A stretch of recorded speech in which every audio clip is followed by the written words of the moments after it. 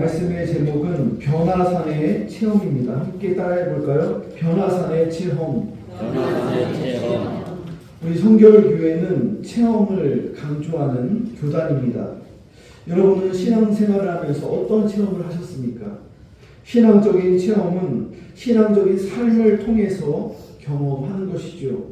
고난 속에서 주님 앞에 나와 기도할 때 성령께서 주시는 체험이 있습니다.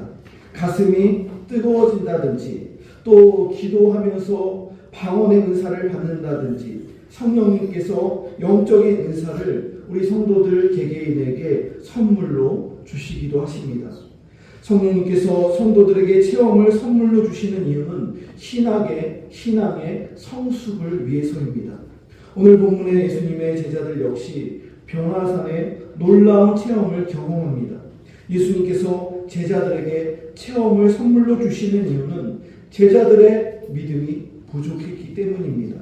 제자들의 믿음이 아직 예수님의 십자가와 고난을 수용하지 못하기 때문에 변화산의 체험을 통해서 이 선물을 통해서 그들의 믿음이 더욱더 성숙해지기를 원하셨던 것입니다. 예수님께서는 믿음이 부족한 제자들에게 믿음을 주시기 위해 산에 오르셨습니다. 베드로와 야고보와 요한을 데리고 산으로 기도하기 위해 산기도를 오르셨습니다. 예수님께서는 왜 3명의 제자들을 데리고 기도하러 산으로 올라갔을까요? 혼자 가실 수도 있었습니다. 예수님께서는 십자가를 지기 전날 밤에도 겟세마네 동산에 가셔서 밤이 새도록 기도하셨습니다. 그때에도 이 3명의 제자들을 데리고 기도하러 가셨습니다. 왜 이때 제자들을 데리고 기도하러 간 걸까요? 그 이유는 지금이 기도해야 할 시점이었기 때문입니다. 지금까지 제자들은 핍박이나 박해 없이 평온한 상태에서 복음을 전하고 말씀을 전했습니다. 하지만 이후부터는 상황이 달라집니다. 이때부터는 기도하지 않으면 견디기 어려운 고난과 역경에 직면하게 된다는 것입니다. 여러분, 우리가 예수 믿을 때에도 마찬가지입니다. 처음 믿을 때보다 신앙의 세계로 점점 깊이 들어가면 들어갈수록 고난과 역경이 점점 많아집니다. 우리의 인생의 길, 신앙의 길에는 반드시 십자가가 있습니다. 고난이 기다리고 있습니다. 그래서 기도해야 한다는 것이죠. 새벽 시간에 주님 앞에 나와 십자가를 바라보며 우리는 기도해야 합니다. 우리의 일상의 삶 속에서 시간을 구별하여서 반드시 말씀을 묵상하고 말씀을 경청하고 기도하는 시간을 항상 확보해야 합니다. 예수님과 3명의 제자들이 기도하러 산에 올라간 이유는 이 사건 이후부터 십자가가 기다리고 있었기 때문입니다. 고난이 기다리고 있었기 때문입니다. 이 고난을 이겨내려면 기도로 준비되지 않으면 안 되기 때문에 예수님께서 미리 제자들을 훈련시키기 위하여 기도하러 함께 일부러 산으로 데리고 가신 것이죠. 한참을 기도하는데 갑자기 예수님이 변화하셨습니다. 3절에 보니까 예수님께서 입고 있었던 옷이 광채가 나기 시작하는데 세상에서 아무리 좋은 세제를 써도 아무리 좋은 세탁기를 사용해도 그렇게 희게 할 수 없을 정도로 이 세상에서는 도저히 볼 수 없는 광채가 나는 흰 옷으로 예수님이 입고 계셨던 옷이 빛나기 시작했더라는 거예요. 여러분, 오늘 본문의 3절 말씀 한번 보십시오. 3절 말씀 함께 읽겠습니다. 시작. 그 옷이 광채가 나며 세상에서 빨래하는 자가 그렇게 희게 할 수 없을 만큼 매우 희어졌더라. 예수님께서 변형하신 사건을 마태복음 17장 2절에서는 더 자세하게 설명하고 있습니다. 그들 앞에서 변형되사 그 얼굴이 해같이 빛나며 옷이 빛과 같이 희어졌더라. 입고 계셨던 옷뿐만이 아니라 예수님의 얼굴이 해같이 빛났다라고 증언하고 있어요. 요한계시록 1장 16절 말씀을 보면 그의 오른손에 7별이 있고 그의 입에서 좌우에 날선 검이 나오고 그 얼굴은 해가 힘있게 비치는 것 같더라.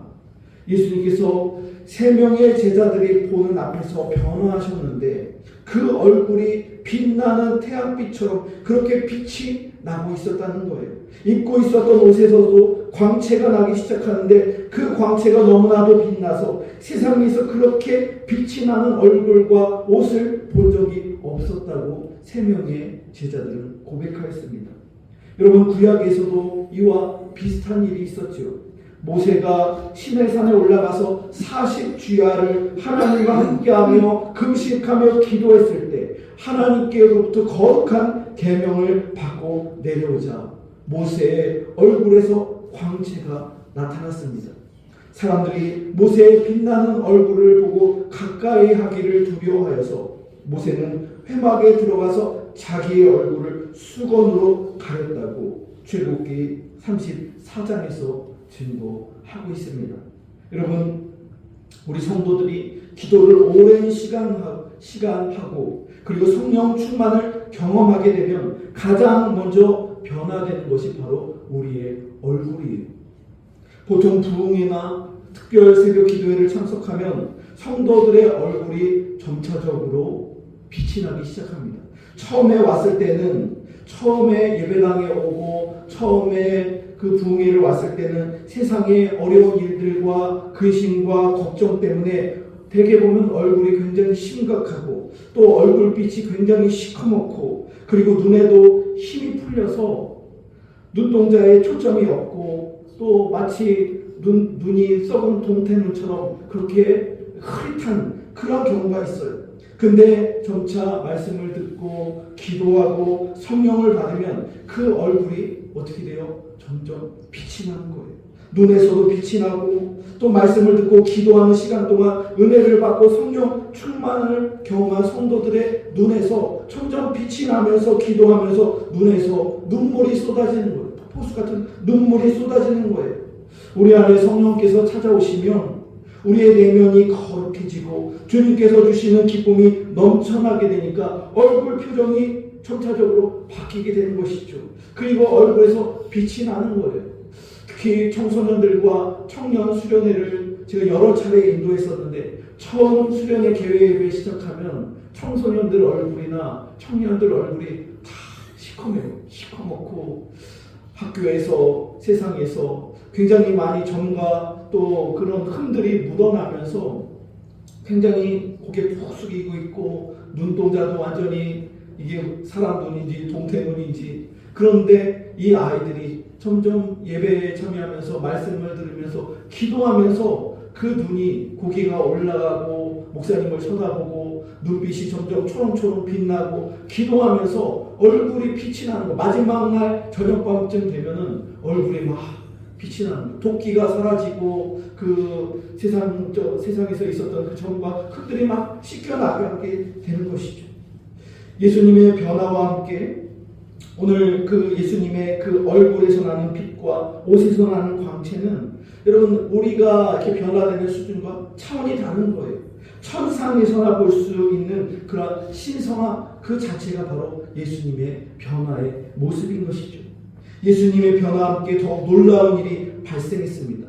구약을 대표로 하는 인물인 모세와 엘리야가 나타나서 예수님과 함께 더불어 이야기를 나누는 거예요. 적어도 1000년 이상의 시간적인 간격이 있었던 모세와 엘리야가 그 변화산에 나타나서 예수님과 대화를 나누고 있는 거예요.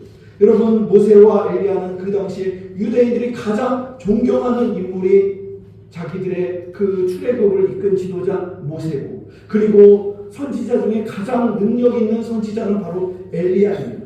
그래서 유대인들은 지금도 성경을 말할 때 구약 성경만을 인정하죠. 구약 성경 전체를 모세와 선지서라고 얘기를 하는 거예요. 모세와 선지서. 모세 그 율법을 기록한 모세와 선지서라는 것은 엘리야를 말하는 거예요. 그러니까 구약 성경 39권 전체를 말할 때 사람으로 말한다면 모세와 엘리야가 구약 성경 전체를 대표하는 사람들이라는 것이죠.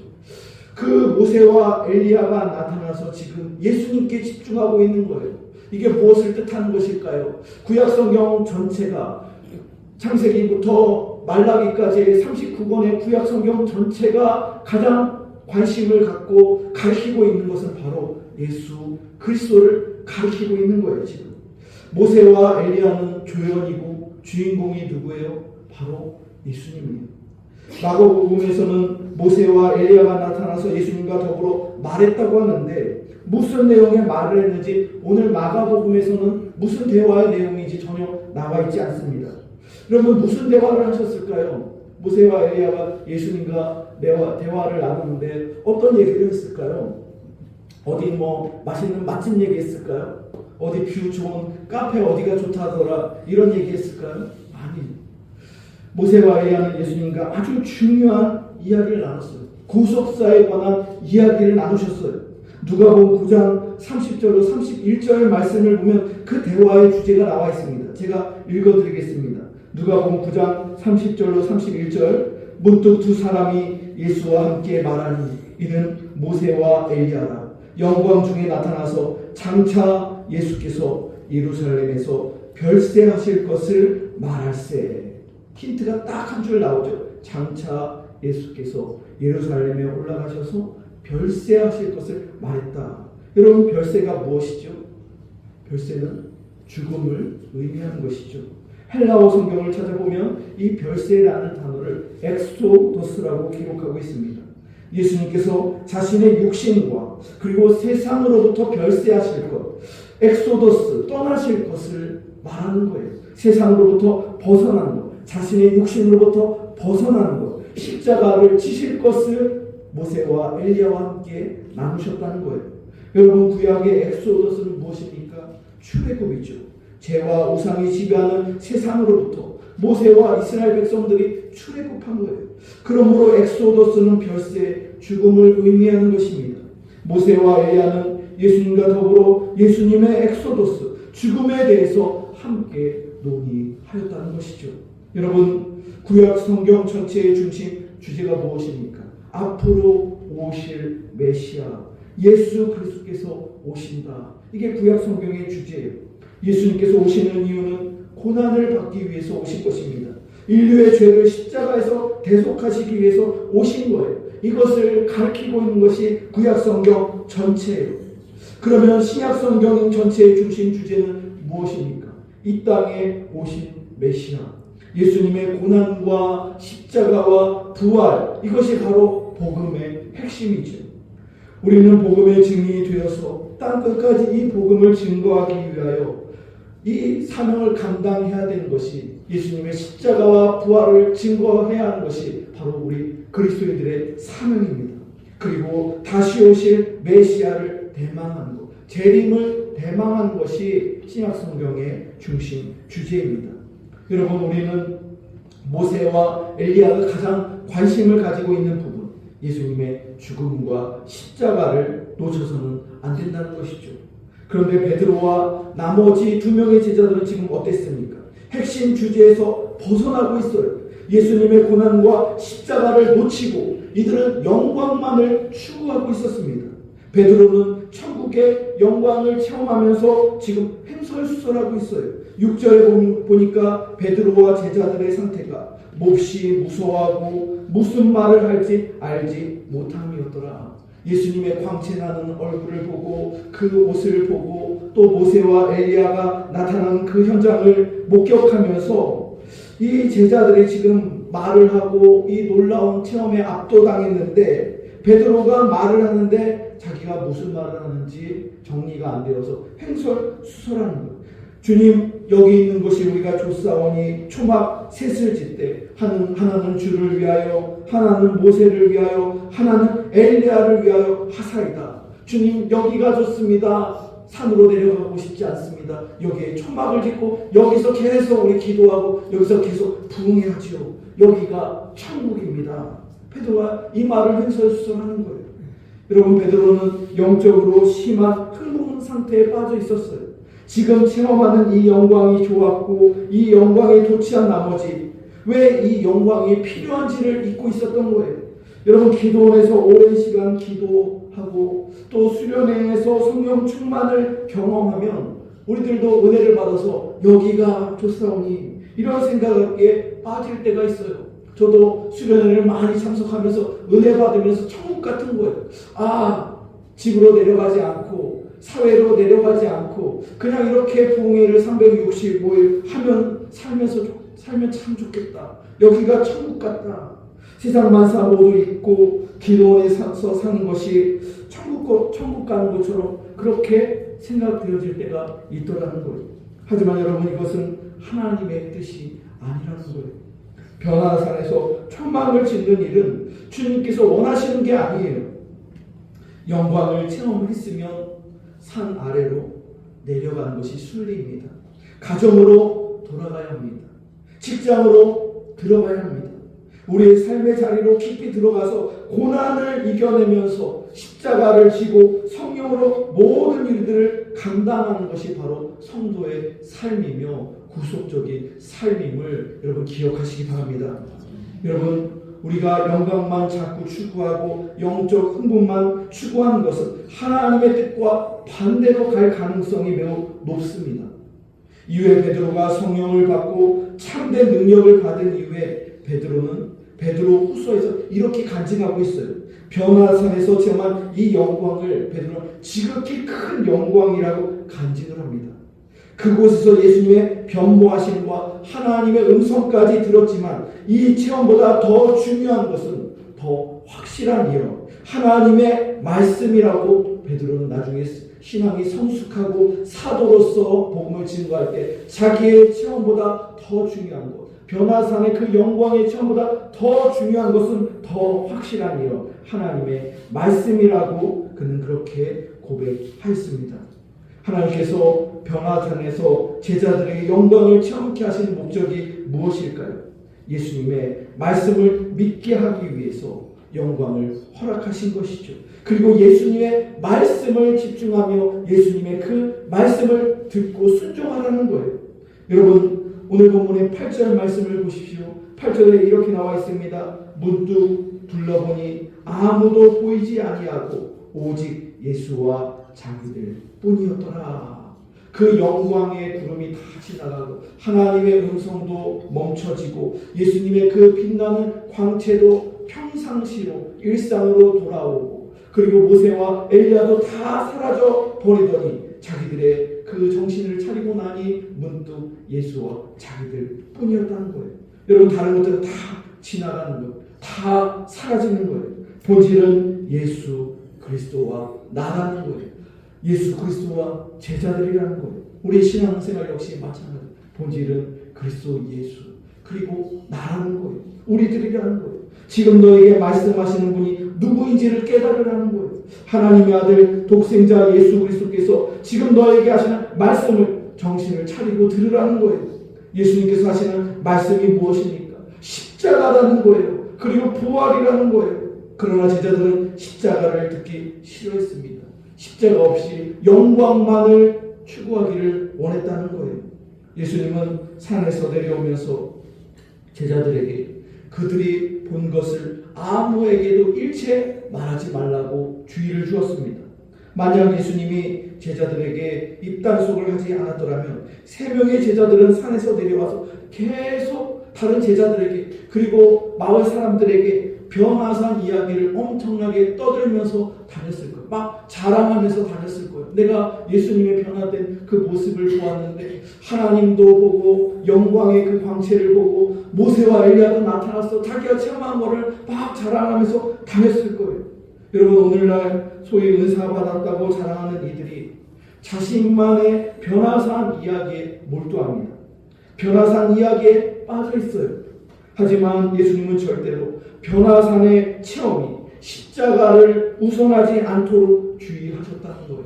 여러분, 오늘날 많은 그런 유튜브나 많은 성령 집회 가면은 자기가 뭐 천국 갔다 왔다, 자기가 지옥 갔다 왔다, 그리고 뭐 북한이 쳐들어와서 남한은 붕괴된다, 여러 가지로 자기가 계시 받았다고 하면서 은사 받았다고 하면서 예언한다고 하면서 거짓말을 많이 하는 경우가 너무나도 많이 있습니다. 이걸 주의해야 되는 거예요.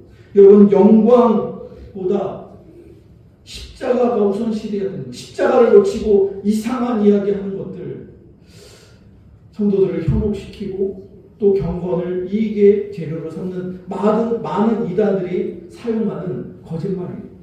여러분 기억하시기 바랍니다. 체험보다 우선시하는 것 바로 십자가의 복음을 놓치면 안 된다는 거예요. 예수님께서는 제자들에게 인자가 죽은 자 가운데서 살아날 때까지 본 것을 아무에게도 이르지 말라 그렇게 경고하셨어요. 제자들은 처음으로 예수님께서 말씀하신 죽은 자 가운데서 다시 살아난다는 것이 무엇일까? 부활에 대해서 진지하게 토론하기 시작하는 거예요. 이때부터 예수님의 십자가와 부활이 무엇일까? 그렇게 예수님의 말씀을 경청하면서 진지하게 한번 생각해 보는 것이죠. 예수님께서는 엘리야가 이미 왔지만 사람들이 그를 임의로 대우하였다라고 예수님께서 말씀하셨습니다. 바로 세례 요한을 말하는 거예요. 세례 요한은 신약의 엘리야입니다. 세례 요한처럼 예수님께서도 영광을 받으시기 위해서 이 땅에 오신 것이 아니라 고난받고 멸시받기 위해 인류의 죄를 용서하시기 위해 십자가에서 못 박혀 죽으시기 위하여 이 땅에 오신 거라고 제자들에게 말씀하신 것이죠. 저는 오늘 말씀을 묵상하면서 한 문장이 떠오릅니다. No cross, no crown. 십자가 없이 영광은 없다. 많은 이들이 영광을 추구하지만 십자가를 지려고 하지 않아요. 오늘날 많은 신자들이 그때의 제자들처럼 십자가를 피하려고 하고 영광만을 추구하려고 합니다. 하지만 예수님께서는 십자가를 지라고 우리에게 말씀하시는 거예요. 우리는 너무 보여지는 것에 치중합니다. 너무 체험적인 것에 치중합니다. 불의 선지자 구약의 엘리야를 우리가 추앙하지만 이름 없이 빛도 없이 주님의 길을 예비한 순교자 신약의 엘리야 세례 요한은 잘 기억하지 못하는 것 같아요. 예수님께서는 제자들에게 그리고 우리들에게 성령을 체험케 하시고 영광을 체험케 하시는 이유가 무엇입니까? 주님의 말씀을 믿으라고 이 체험을 우리에게 선물로 주신 거예요. 십자가의 복음을 믿고 주님을 따르도록 우리에게 체험을 선물로 주신 것이에요. 오늘의 말씀을 기억하며 주의 말씀을 듣고 순종하며 신앙적인 체험으로 주님의 십자가의 길을 따라가는 여러분들이 다 되시기를 주님의 이름으로 축원합니다.